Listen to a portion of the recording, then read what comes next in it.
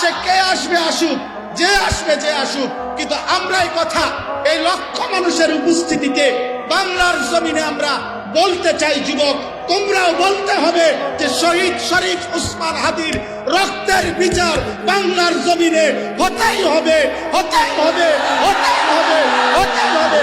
দাঁড়ায় বলো ইমানদার, বলো যুবক, দাঁড়াও নৌজওয়ান, দাঁড়াও নৌজওয়ান, বলো ইনশাআল্লাহ।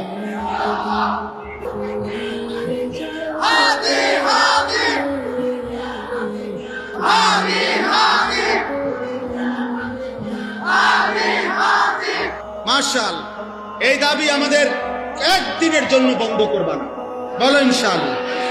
হাদি হত্যার বিচার হইতে হবে এই দেশে। তার পবিত্র রক্তে, ইমানদারের রক্ত। ফজরের মুসল্লি সে ছিল, 5 ওয়াক্ত নামাজ পড়তো এই যুবক। আল্লাহর কোরআনের হাফেজ ছিল, রাসূলুল্লাহ সাল্লাল্লাহু আলাইহি ওয়াসাল্লামের হাদিস বিশুদ্ধ পড়ত।